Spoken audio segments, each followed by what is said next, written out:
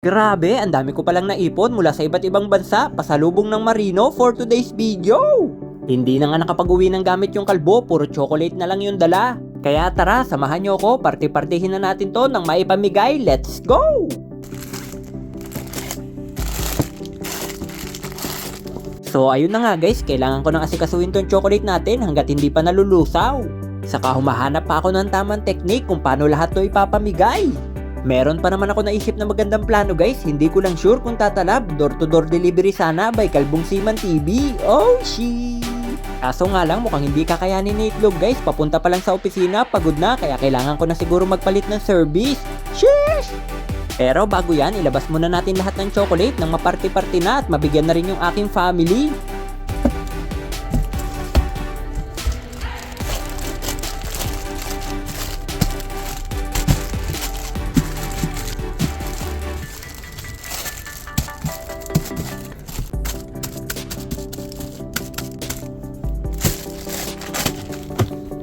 Unang bagahe pa lang to guys, meron pang pangalawa.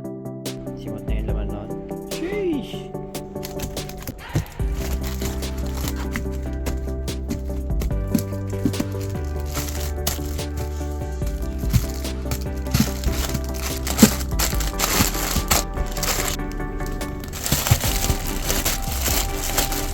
Ayun lang, pagkalabas ko ng mga chocolate guys, bigla na lang may nakailam. Sheesh! Napakaangas par. Grabe si mama, mas nauna pang magbalot sa akin. Ready na rin yung kanyang plastic. Bibigyan niya raw yung kanyang mga friendship. Grabe guys. Ayun na guys, pinalastic na nga. Pang-friendship. Aba, sakto. Nakita ko rin guys kung saan nilalagay ni mama yung mga inipon niyang plastic. Galing pa yung palengke. Ito na rin yung gagamitin natin pambalot ng chocolate. At para naman sa mga nagtatanong kung magkano yung nagastos ni Kalbong Seaman TV dyan sa mga chocolate niyang pinamili. To be honest guys, hindi ko na talaga nabilang, lalo na pag iba't ibang bansa pa yung mga pinagbilhan.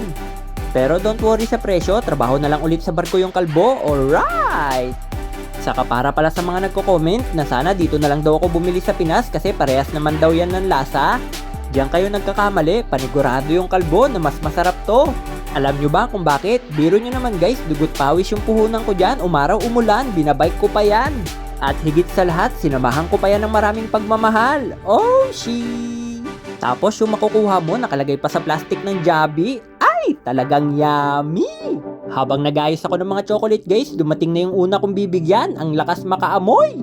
Kaya bigyan na natin ng chocolate na may kasamang shoutout.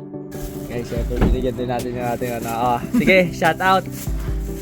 Shoutout kay Tita Kat, kay Lola Carol, tapos kay Ninong ko, ayan. Hey! Shoutout na rin pala sa mga kabaro dyan, lalo na yung maraming magpasalubong. Katulad na lang ni Peter Jesus Barba ng V-Ship Kestrel. Pati na rin kay Ivander Barba, Marlon Cabañez, at kay Neil from Bicol. Shoutout sa inyo, mabuhay kayo hanggat gusto nyo.